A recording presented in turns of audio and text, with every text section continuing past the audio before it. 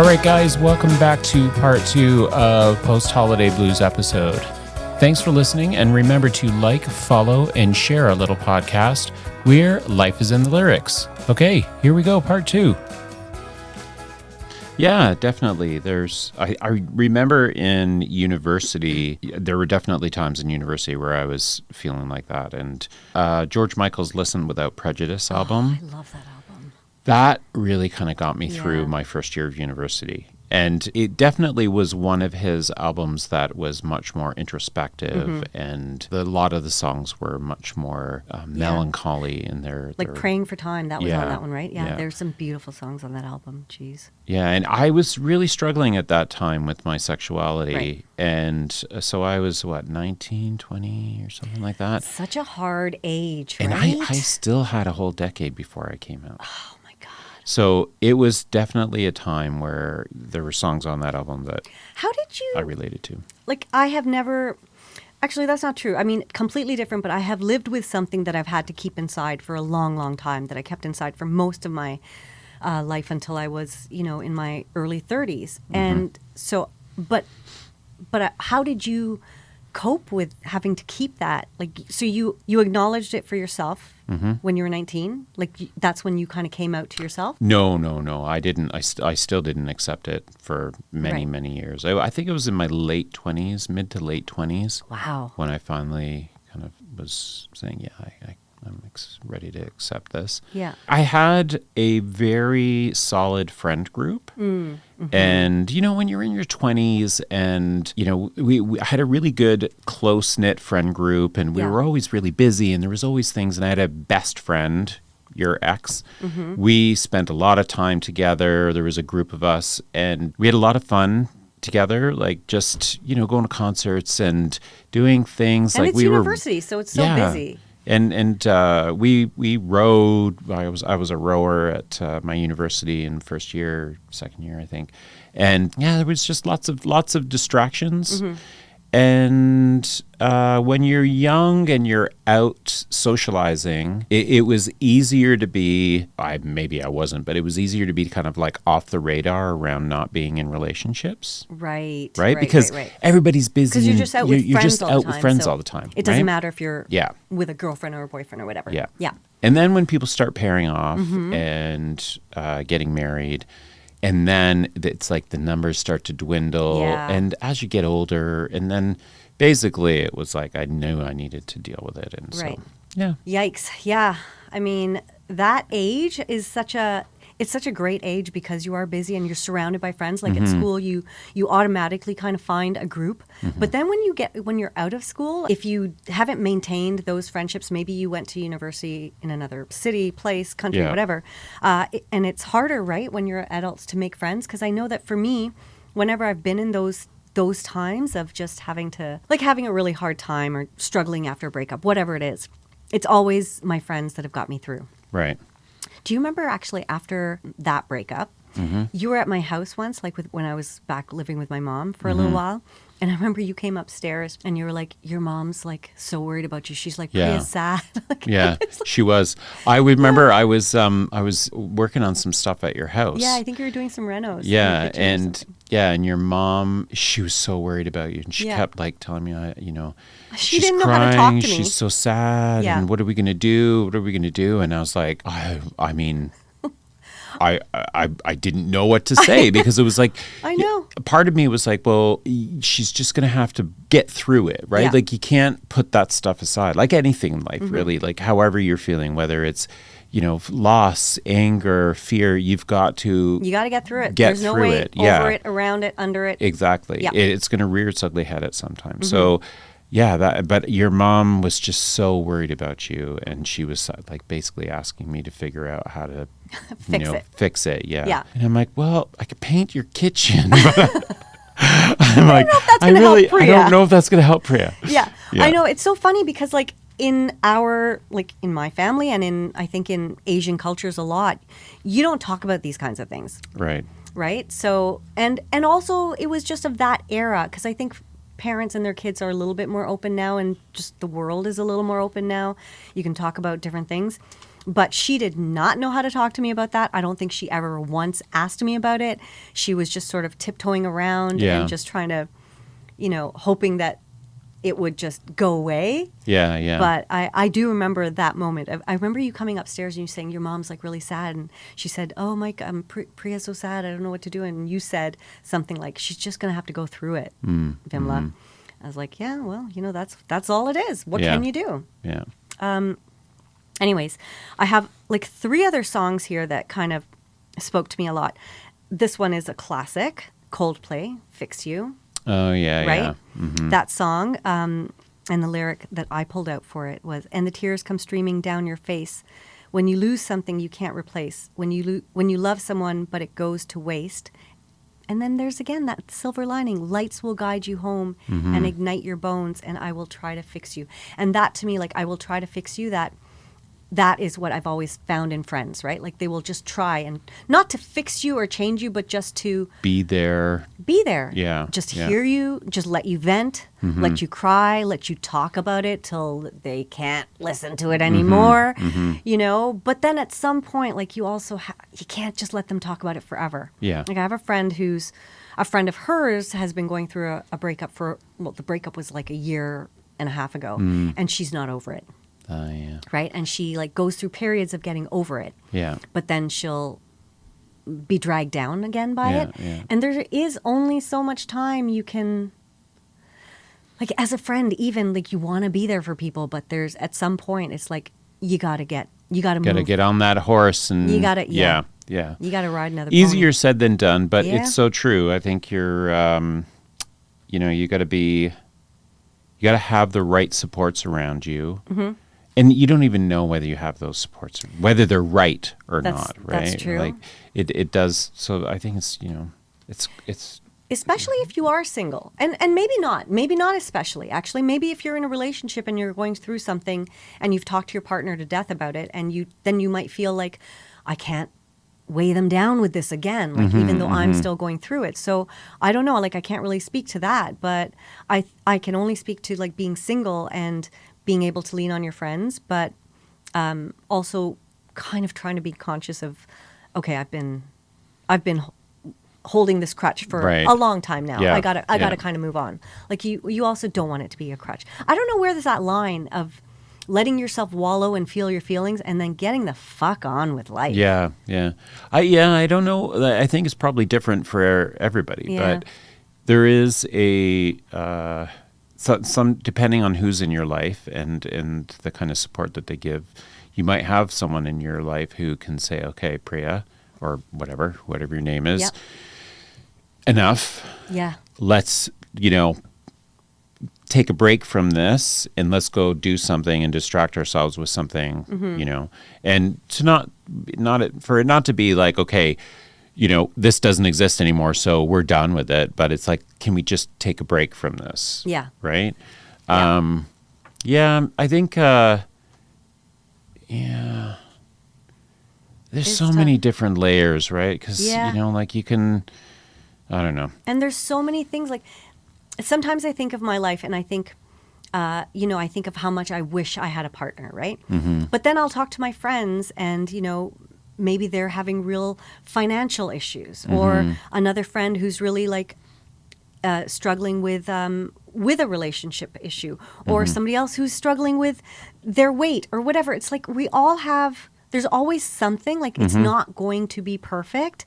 And when you are feeling that one area that is not great in your life, it seems to take over all the other areas. Yeah, it's true. It is like what you were saying earlier about working out and how this was before it's we hard. started recording. Yeah. But, it's like you miss a day and then you lose your motivation and then you can't get motivated to be motivated to go. And then you hate yourself for it. Yeah, and then you you start just shaming yourself. Yeah, exactly. Yeah, I'm a fucking loser. I hate my fucking body, and yet I can't go to the gym. And it's like, and then you're just in this. You're a hamster wheel. Yeah. But you just, I've definitely I've had lots of those moments in my life, quite frankly, and Yeah, the one thing that I've just learned is, and I know it's going to sound a bit cliche, but is dire and as desperate as you might feel at this particular time, it is only temporary. Yep. Tomorrow is another day. Yes. And we have the choice on how we want to face that day. We're getting into like some pretty kooky sort of stuff, but I know. It is. There is truth there, though. But I mean, you go back to those lyrics that you just said. You know, those two examples of those songs. They do say, okay, well, you know, they talk about, yes, it's sad or whatever it is that's not good is happening now, but you know, light will guide you home, or I'll be there for you, or whatever. It is so true, because like you know, just hold on, like that song Wilson Phillips, which. Now, every time I think of it, it makes me laugh, from Bridesmaids. I know. That's the only thing I think of. I was just going to say Bridesmaids. But before that it was a very so emotional yeah. song. I remember once a friend of mine gave me a fridge magnet that said, if you feel like you're going through hell, keep going. Mm-hmm. And I think that is it. Like, you do feel like, again, I can only speak to my experiences, but like thinking about, I really wish I was in a relationship and all. And then I just feel like, why am I obsessing about this? Like, I cannot force that to happen. And I have so many other things that are going really well, that I'm really happy in my life in all these other areas, but I am fixating on this one area and making myself miserable, when instead I could just be thinking about all the things that are because good. that one thing is kind of dragging down the joy out of down. Well, and I think it's hole. also I think important for us to say that while, you know, we are having this conversation about it, I think we both recognize, especially given that we worked there, that not everybody processes pain and you know, these anger and sadness the same way. So you know, there are other, you know, if people have mental health issues, that it's not just as simple as, well, tomorrow's going to be another day. I know. And I totally recognize that. Totally. So I don't want to sound all Pollyannish. Well, yeah, I don't want to be glib, come across as glib or insensitive. That, you know, it's not that simple for everyone, and that's completely understandable. Yeah, but I think even when, because you're right, if it's an addiction issue or something, it's not something that can necessarily just be, oh, well, think about the good stuff in your life. Yeah. Meanwhile, you're drowning in addiction. But I think for me, it's like, find a lifeline. Yeah. Like, find a person, even if it's just a person. And if it's not, and if you don't have that person, then call an actual lifeline, like call one of the crisis lines. But if you have in your own life, like, and I'm fortunate that I have like 4 or 5 good friends that I can talk to about stuff if things are really shitty. And ultimately, when we're having a conversation, we'll end up laughing, because then you get through that. Yeah. And you talk about other stuff. You end on a good note most of the times. But that is also just to show you that you will, like, things do get better, right? Well, human connection, it is that lifeline. You know, if you're isolated and you're in your own thoughts all the time, and there's no one there to counter, even if it's the annoying stuff like they're being contrary and Why are you laughing? well, I think I may have accused my husband of being contrarian maybe once or twice. But yeah, I mean, he has this habit of always presenting a different point of view, when really sometimes I'm just wanting him to tell me, yeah, you're right. Or not even that, yeah, you're right, but just, you know, but I do in retrospect often, you know, as frustrating as it is, in retrospect, I'm often appreciative of that. Yeah. And, you know, because when you're alone in your own thoughts, and there's no, it can be a bad place. Yeah, there's no counter, there's no opposition. It's like getting stuck in a blip, right? And you can convince yourself that's true, total or that truth. Is reality. Yeah. And nothing's ever going to change. You're right. Yeah. You do need somebody. I think it's really great when you're in a couple and your partner does act like the contrarian. Or it's not great all the time. Okay, maybe I'll put it this way. It's not always great that they're a yes man. Yeah. You don't want that, because that doesn't help anything. I love you, Dawn. Unless it's like, how's this dinner that I cooked you? It's delicious, even if it's shitty. Yeah. But, you know, you need somebody who will sometimes, like in Moonstruck, when Cher slaps Nicolas Cage, snap out of it. Yeah. You have to have that person. Yeah. Anyways, I feel like all the songs that many of the songs that talk about this, they have those lyrics that talk about the feelings, and then they all kind of present that little silver lining. Have you heard Casey Musgraves? Do you I know her? have heard Casey Musgraves, but Her voice is like, yeah. it's incredible. It's very high. It's kind of, I don't know, not high, but she sings in her head voice, but it's crystal clear and sharp. I just feel like it could. Sing me a few bars. No, like I'm not talking about a specific song of hers, okay. but I just mean her voice itself is so distinctive. But her song Rainbow, which you should listen to after, it's quite Okay. beautiful. And I hadn't ever really thought about the words. Okay. And then I was listening to it recently because I had this concept in mind. I was like, oh my God, okay.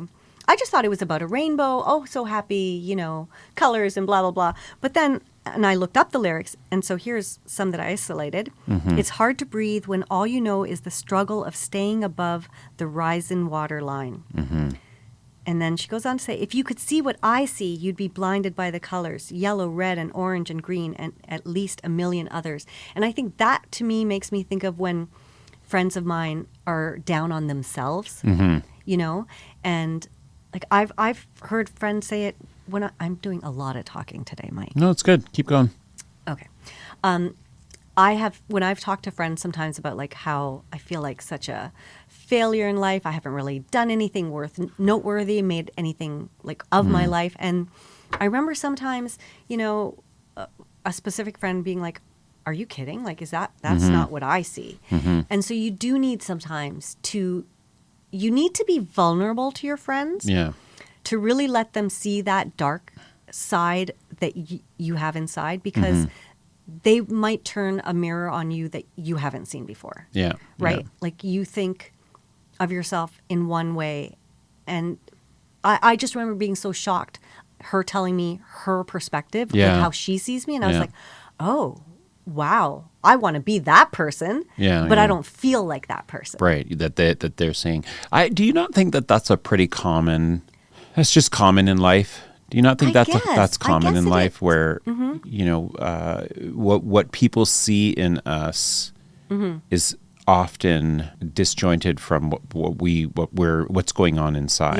Yeah. I do think so, but you can think that about other people, and then you don't really think about it with yourself. I know. Well, that's a weird thing, right? Yeah. Because like if I guess it's also if you know whether that person is aligned with the perception that you have of them, right? Right. But there's that comes up all the time, and I mean, you look at most of these, actors and people in media. They're always talking about how these are.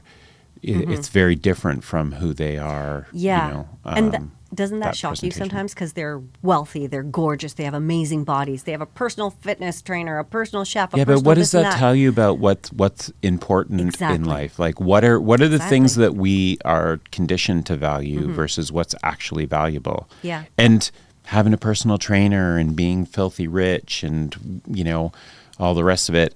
That's not what brings joy. No. Obviously, or meaning. And sure, having money, I'm sure. I mean, I'd rather have helps. it than not. Yes, for it sure. can contribute to certainly an easier life, but relationships and the kinds of things that Connection. feed your soul Yeah. are yeah. That's why the blue zones, right? And when they talk about the blue zones being where people are the happiest and they live the longest, healthiest lives, they're never in places where people are rich. Like the people in the blue zones are never wealthy. What are blue zones? You've never heard of the blue zones? No. Oh my God. So they are regions in the world that have populations that are the healthiest and live the longest. Oh. And healthiest, happiest, and live the longest. And I did an article on this for one of the places I write for. And so I was really fascinated by this whole concept. I haven't heard of And it. it is, a lot of what they talk about is, first of all, the food, like the food that they eat, of course, but connection. Like there's a lot of social connection there. Like community. Community is Right. very important because a lot of these are in places like there's one in Costa Rica. They're not necessarily in the Western world, right? They're in places where families live together, multi-generational Right. households and stuff. You take care of your elders, and then the elders take care of the young ones. So it just, to me, was so fascinating because all of these places are places where money is not Right. flowing, and Because that's not what they value. but in Western society, that is what we have come to believe is what makes life worthy, happy, and And it's like important. it somehow it defines you, and it defines your value.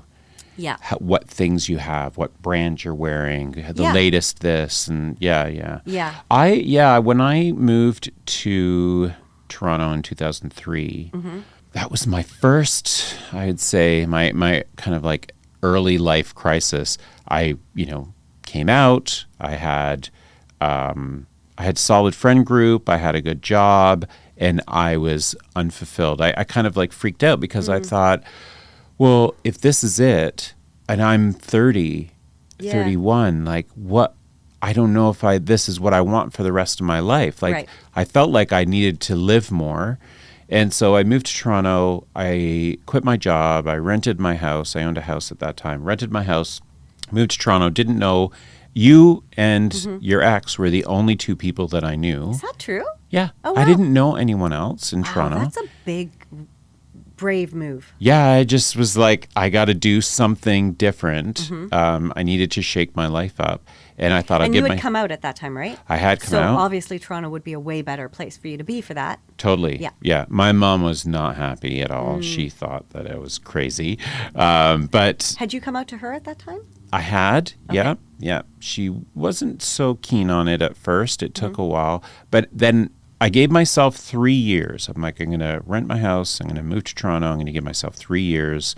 And if it doesn't work out, I'll move back to where I moved from and figure out the next step. Right. And then it was just over 3 years when things started to click. I mean, you were integral to that because I knew you, and then you hooked me up with that job, and so we worked together, and then there were some other people that we met that we knew we worked together, and my social network kind of grew from there. We did a lot of fun stuff Yeah, we did. back then.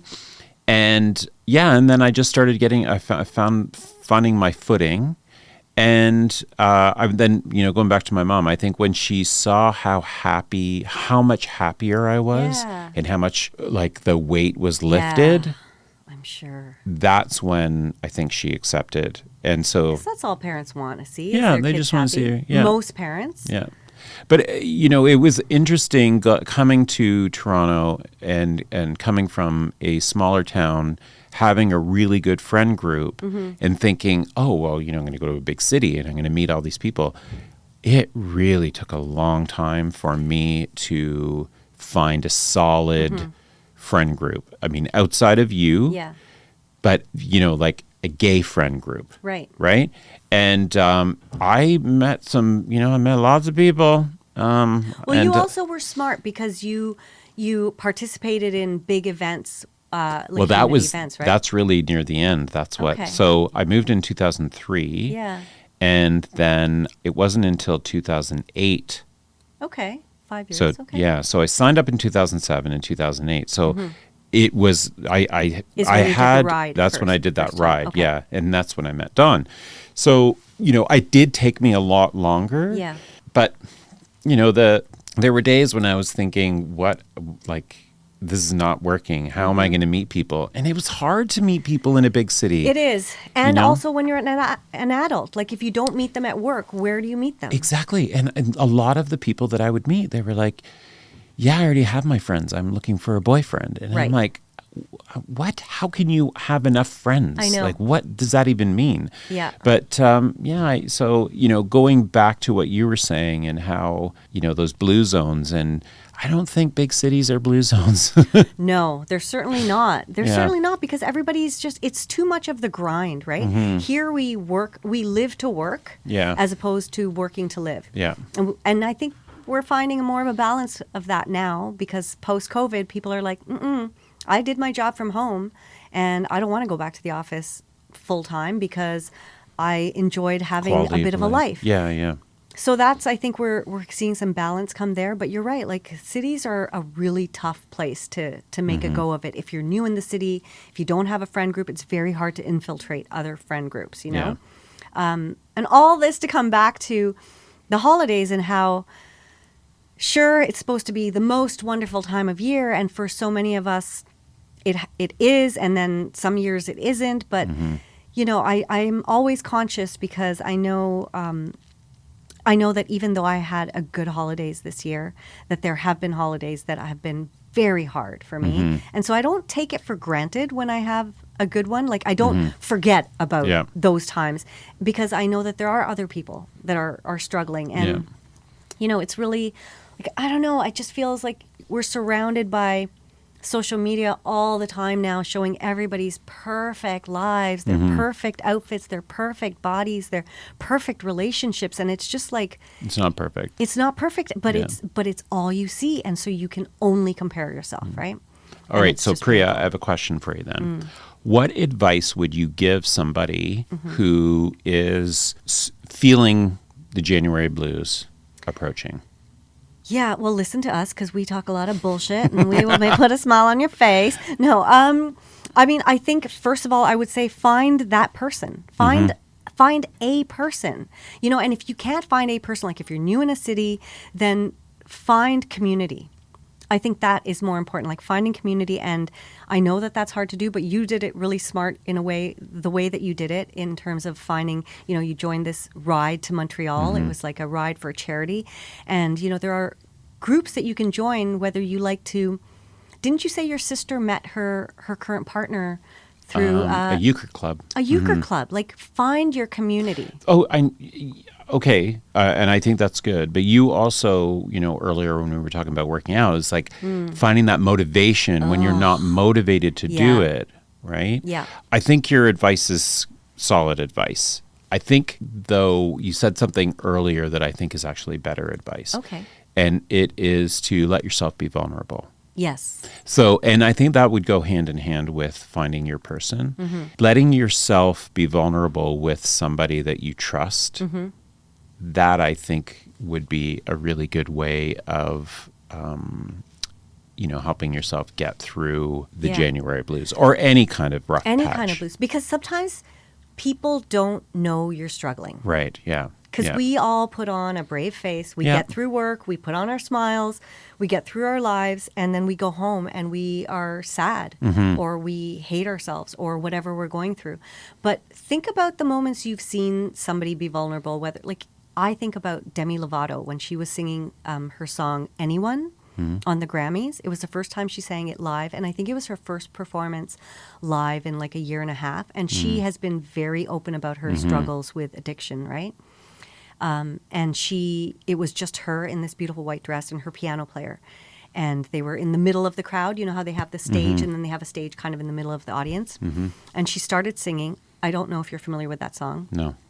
It is a very beautiful song. She talks about, I tried to talk to my piano, I tried to talk to my guitar, but like no one was listening. So she's talking about struggling with addiction, and crying out for help, but nobody heard her and nobody knew or nobody was there to help her. She could not get through the first 4 sentences of that song. Oh, wow. She broke down. She took a pause. The piano player, it was so beautiful. Like he just kind of stopped and waited. And then they started again and she got through it. And it is a song that... Powerful. It is a very powerful song. Do you remember when Kelly Clarkson went back to American Idol? And she sang that song about her dad. Yeah. Same thing. Yeah. Like here are these massive stars. Step by step or inch by inch. Inch by inch. Da, da, da, Yeah. da, something like a... Oh, but that was a beautiful song too. But seeing these people who have everything, supposedly, right, being vulnerable, I think just shows us like they're human too. Yeah. And everybody needs that help or support. Yeah. I think a little strategy I use for myself sometimes is if I'm feeling not great about myself, I try to consciously make more of an effort to do something for somebody else. Oh, I like that. Because I find, for me anyways, if I give of myself right, it fills to your others, cup. That fills me up when I can be of service in some way. And it's like, it could be anything, right? It could just be, listening, being more, making more time and listening to maybe, my staff or colleagues when they, want to vent about something. Because, we get busy and, I may not be as attentive. Right. Or, doing something like, we have these routines in our household, right? And it's easy to just kind of take for granted some of the things in routine. So, instead of Dawn making dinner every night, like I'll make dinner. It seems really trivial and not that important, but it's those sorts of things that I find can help me snap out of it or give me a little bit more perspective because I like that. It's not, it's like... It takes the focus off yourself for a minute. Yeah, right? yeah. And it's also, it kind of, it's a combination of things. It's like, yes, you can, like I might be beating myself up about certain things and getting into that spiral of I'm not good enough or I blah, blah, blah, whatever those things are. And it's like you do something for yourself or for others. You do something with your own skill set for others and it reinforces, I can do something. And it makes me feel good about myself in a little way. It's not like, I no longer... My problem's gone. My problem's Evaporated. gone. No, but it's nice distraction. Yeah, as opposed to the harmful distractions like, I'm going to have a little sip of this cognac, maybe just a little bit more, or I'm going to smoke weed until I just pass out for the night, or I'm going to eat that whole bag of chips, right? Are you talking from experience, or is Maybe this... something. No, I have done all of those things. Yeah. I have done all of those things. Yeah. And none of them have helped in the long term. No. They might make you pass out in the moment or satisfy something in the moment, but it never helps long term, right? So... No. Yeah, but I like that idea of doing something for someone else because it can make you. It just feels good to. It feels good to do things for other people. Yeah. Well, listeners, why don't we turn it to our listeners and ask them? Not the happiest episode. Well, sometimes life is not all about rainbows and unicorns. That's right. Although listen to the song "Rainbow" by Casey Musgraves. Yes, there you go. It's a good one, and somebody should do a song about unicorns because Oh, I'm sure there are. There have to be. I think. Yeah. Anyways. Listeners, yes. What do you do to help yourself get out of a funk? How do you deal with your January blahs or whatever blahs you might be experiencing? Or how do you help a friend when they're going through it? Because sometimes it's like, what do you do for yourself or what can you do for others? Those could be two completely different things, right? I'd love to hear some other people's thoughts on that. How would they tell us? Well, I can tell you that right now. You can give us a like. Oh, no, sorry. That's us begging for your for you to like, follow, subscribe, and share. But we would love to hear all your thoughts on this topic and others. And you can do that by email to lifeisinthelyrics@gmail.com. Or slide into our DMs like right. Elizabeth did. Slide right in there. Instagram, it's The Little Podcast. That's the LITTL. No, LIITL podcast. Or slide into our DMs on Instagram at The Little Podcast. That's the LITTL podcast. Oh, fuck, I did it again. Okay. Or slide into our DMs on Instagram. Yeah. That's at The Little Podcast. Just That's read it. It's right there. LIITL podcast. Amazing. Third time's a charm. Third time's a charm. Yeah. All right, folks. Have a great day. Also, I say too many times. Anybody want to count how many times I said that in this episode? We're gonna have probably 101. And keep an eye on our Instas for some polls that we're going to be posting. Oh, God. Yeah, that's what we'll do. All right. All right. Thanks, everyone. See you next Wednesday. Ciao.